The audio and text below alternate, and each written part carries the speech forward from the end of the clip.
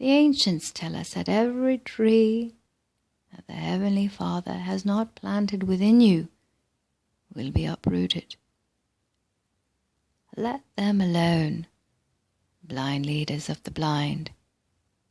If the blind always lead the blind, shall they not fall into the same ditch?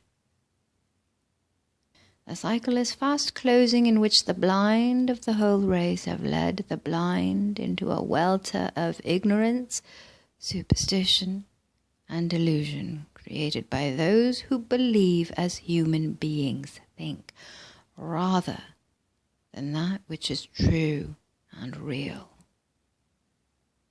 The civilization that has arisen on the delusions and superstitions of the closing centuries is submerging itself in the welter. Through the pain and tragedy of their misappropriated creations, a new race consciousness has been conceived and is fast evolving. In fact, the door is opening wide for its new birth.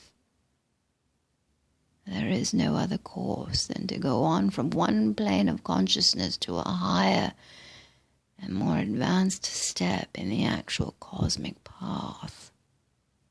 The only condition forbidden in the vibration of the great cosmos is that quality of thought which allows the human race to become so solidly fixed in what it believes that, if it clings desperately to its old delusions and will not let go, it can in no way come into the greater expanse of universal thought. Those thus absorbed in personal consciousness must go through a natural exhaustion of beliefs and experiences until they fail to go forward. Then, of its own accord, absolute law wields a progressive hand through disease, pain, and loss, until the human is satisfied and turns to find the cause of a false idea within the idea itself.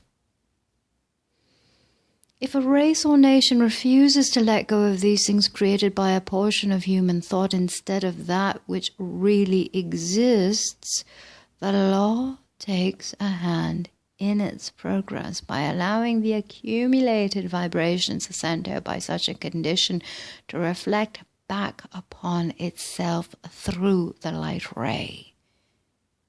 Then, with war, strife, discord, and death on every hand, that race or nation is wiped out in order that it may be placed again in a new uplift of creation. Thus it can begin over again in a new contact with that which was before the beginning of human consciousness. Civilization today is fast approaching a great reconstructive moment. All things that seem so stable and well-founded now will soon be immersed in a state of inversion. Every tree that has not been planted by truth will be uprooted. There is approaching a complete cosmic overthrow of the present social, political, financial, and religious institutions that will make room for the placing of the new era in order that humanity may come in closer touch with that which is and was established before the present human consciousness submerged and set it aside. Truth waits on with attentive, loving, and radiant beneficence until man will see that he can embrace and become the consciousness of that which has always existed.